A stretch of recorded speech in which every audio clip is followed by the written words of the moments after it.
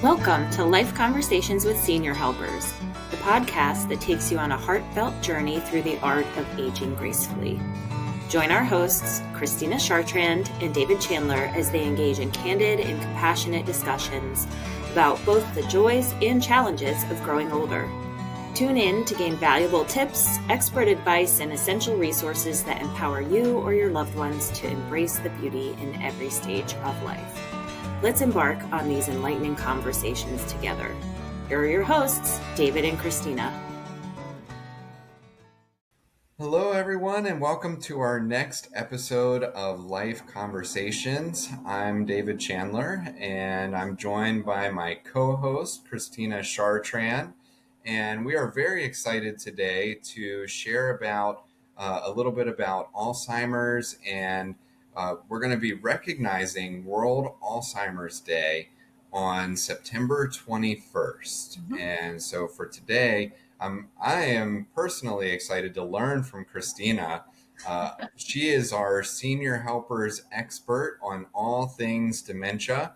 And as we were preparing for this episode, she is just such a wealth of knowledge on this topic, and she has a lot to share. So today we're going to actually be doing like a little interview style where I'm going to be asking Christina some questions about how to support our loved ones with that have this diagnosis.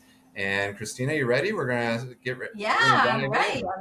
I'm excited. Yeah. So we're talking about, people with Alzheimer's and dementia and their living environment. And so we're going to talk about some different aspects around that, to things that you can make changes and improvements in the home. Absolutely. So our first question, Christina, is, do you change the environment, the home environment, based on what stage of dementia someone is in? Well, the answer to that is yes, you do. And it's very interesting. So I'm going to talk about kind of some different stages and some things that you want to think about if you have a loved one with Alzheimer's or dementia.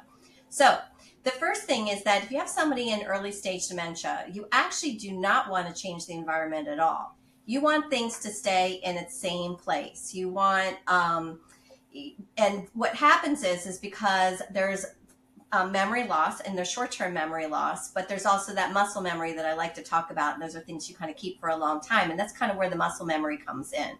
And what you're doing is you want to keep things in your routine in the same place. They're going to have a better day. So if you have, wherever you put coffee, you're going to put coffee back in that same spot. Wherever you put your dishes, you're going to put that back at the same time. Toothpaste.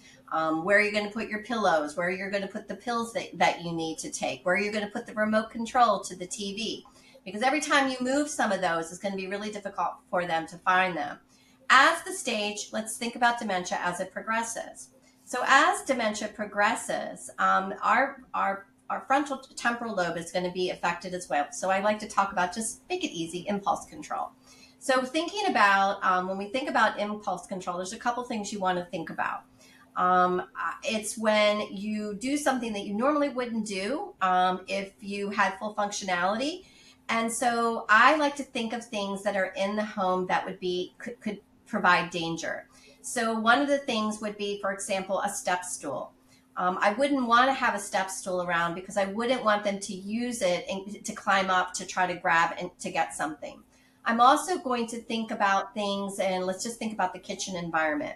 I'm going to think about making sure that that they understand hot and cold. Even when you're not so sure anymore, you may want to control the temperature of hot. As time goes on, you may want to think about changing the stove, because if they're turning the stove off and not turning it on, or turning it on but not turning it off, that could be dangerous right there. When you think of surface environments, so let's just think of the bathroom. I'm just giving some quick different types of things to think about.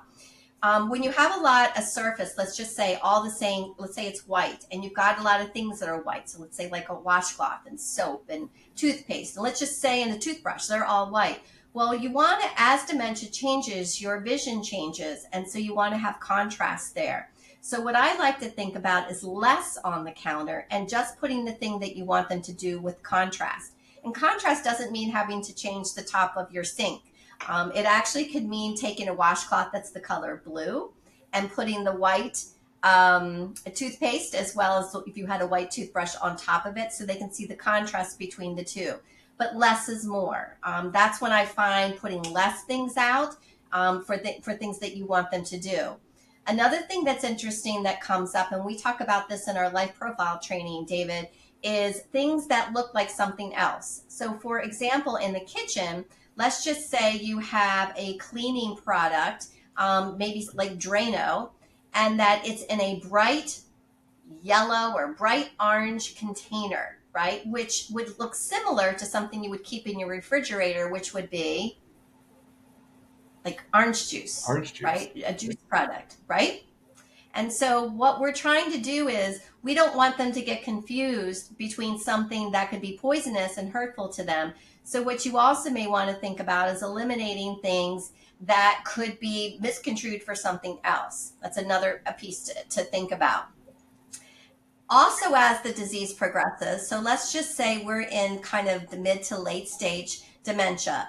And what I actually do like to have is a lot of things that they can hold and carry, because what you find in that stage are people want to manipulate and hold things. So maybe I would have containers of things such as, how about yarn balls, right? Yarn balls that you could pick a bunch of yarn balls up, or towels that you could grab and you can carry and you can move things from one to the other. I would want to create an environment that has things for them to hold and carry to, because if not, they're going to be carrying all your other stuff around the place, a bunch of socks, things like that to change.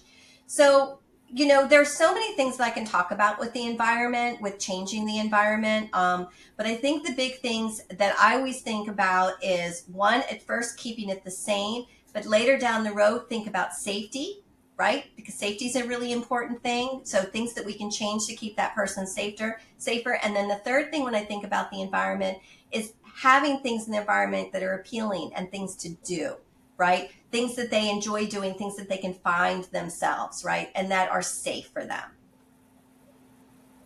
Absolutely. One of the things you mentioned earlier that I hadn't thought about was really like with the water temperature, keeping that for seniors, if they've previously like really kept that water temperature up high, then going and adjusting that water heater so that way they're not going to scald themselves. So that was something that I took away from our conversation that was new for me that I hadn't really thought about before. So really great pointers. Having new items too, like if because as memory, when you lose memory, you're losing your newest memories first to your last memories many times, especially people with dementia. And so having a newer item in there, let's just say, some type of fancy coffee pot that's only been in that house for 6 months, they're really not going to understand how to use it. So what we find is really having things that they've had there for a long period of time, they're going to better understanding of how to use it. Yeah, those are great tips. How about any suggestions around sundowning? I know that this is something that I experienced often being in memory care, even sometimes in assisted living, that a lot of our residents had symptoms or experiences around sundowning. Do you have any tips for us around that? And what I is do. sundowning? It's a phenomenon. It honestly is, and with brain change.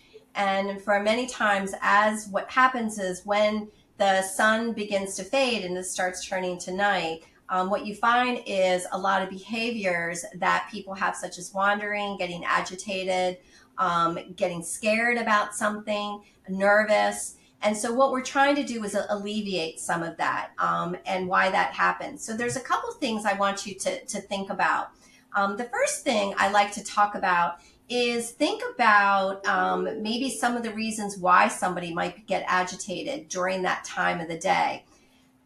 As the sun is fading, and if we've got a glass window, is that there is a point towards when the sun is fading, is you can actually see your reflection in there. You can actually see your reflection in the window. And why I bring that up is because if you are in mid-stage dementia or even mid to late stage, you don't realize that that's your reflection. You can actually think that somebody is looking into your home environment, and that could make you very frightened. So part of sundowning sometimes it's just what they're beginning to see, the visually what's changing. So one of the things that I like to think about is I like to catch it before the sun goes down. So the way I would do that is that I would close the blinds and brighten the environment prior to the sun going down.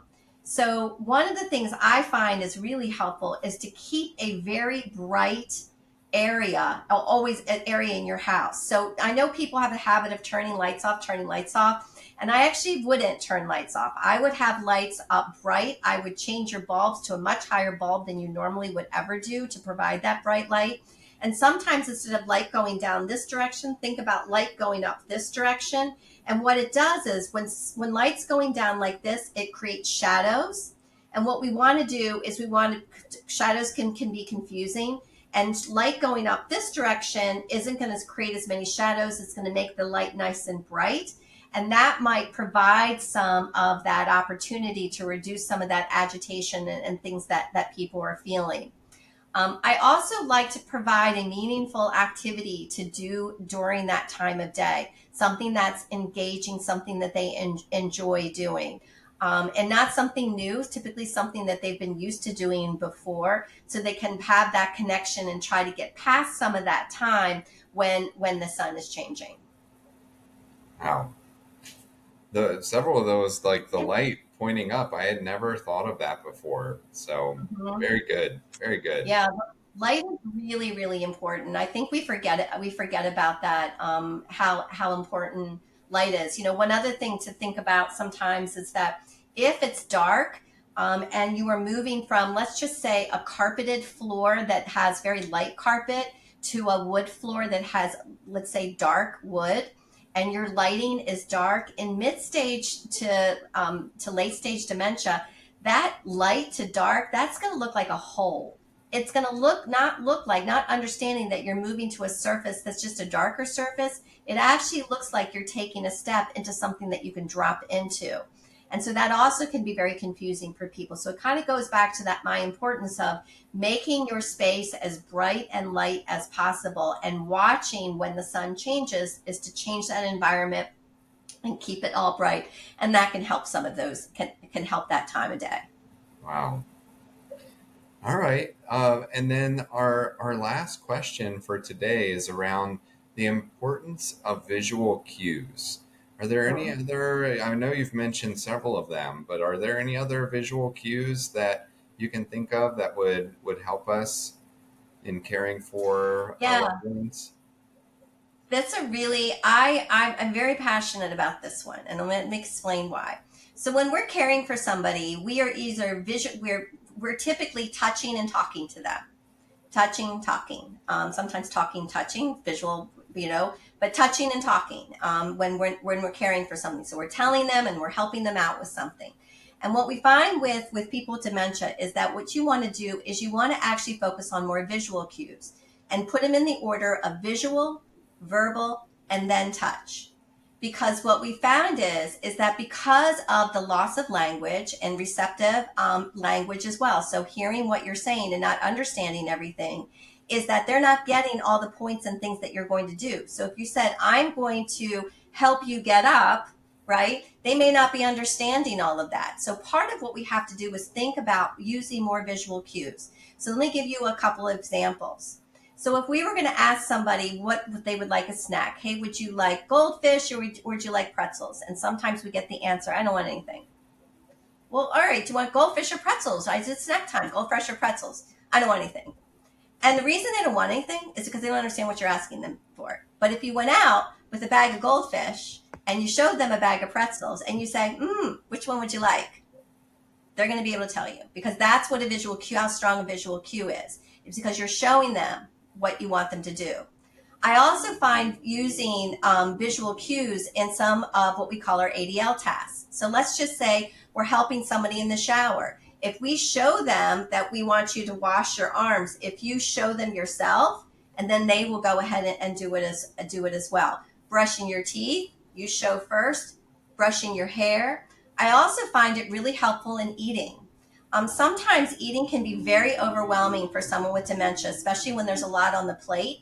And what I really encourage people to do is put less on a plate, but also to sit next to them, hold that fork as well, holding their own plate. You show what you're eating and they're eating as well, right? What you find is if you're doing something, because they don't want to feel stupid, and especially in mid-stage dementia when they're not understanding, the last thing they want to do is feel dumb and stupid and not understand what you're trying to tell them. And so what we want to do is we want to provide more of those visual cues. Another time that can be pretty dangerous if the visual cue is when we've done things like, let's just say, take the car away. So we say, you know what, Mom, you're not able to drive anymore. But in the house, we still have car keys hanging up, and we still have a car in the garage or in the driveway. So remember short-term memory, we're not going to remember that we were told that we're not supposed to be driving anymore. But we see a visual cue. I see my car and I see my car keys, and so I'm going. And so that's why you get a lot of arguments, and so what we want to do is if there's something we don't want them to do, we need to take that visual cue out of sight. It can't be there because that muscle memory is going to come back. It's something they've done before for a long time in their life. They've been drivers for years. They're not going to remember that they're told not to do it. So the more visual cues that we put in, I'm a big fan of, setting up the table, getting ready for dinner, have it visually there versus telling them all the things that you want them to do. If you want them to put their coat on, you put your coat on first, and then they'll put on their coat right afterwards. So that's kind of the importance of really using those visual cues. Wow. These are so many great tips that I had never even thought of before. So thank you for sharing these. Oh, these are really fun. And I hope to come back another time and we can talk about some other things as well, about setting up an environment for people with dementia. I feel like these are a lot of good topics and things that easy things, right, David? Really easy things you can make changes. Yeah, absolutely. So looking forward to revisiting this. And as our listeners can tell, Christina is really the expert in all things Alzheimer's and dementia, and just such a wealth of knowledge to be able to share as we're looking to provide the best care and support for our loved ones. Yeah. And we do have, we can direct people to our website. So if people want to learn more about the Senior Helpers Alzheimer's and Dementia Care Program, there's more information there. And then we also have a wheel that they can request, and you go, what's a wheel? But the wheel actually talks about the different stages of dementia, and it talks about the characteristics, and also talks about some of these techniques and strategies that I talked about today. Awesome. Well, we hope you all will join us for our next episode of Life Conversations, and we look forward to seeing you next time. Thanks so much. Thank you for joining us on this episode of Life Conversations with Senior Helpers. We hope this discussion has inspired you to embrace aging gracefully and independently. For more resources, tips, and expert insights, please visit us online at seniorhelpers.com. Stay connected, keep learning, and continue cherishing the moments that make life truly special. We're here to support you every step of the way. Until next time.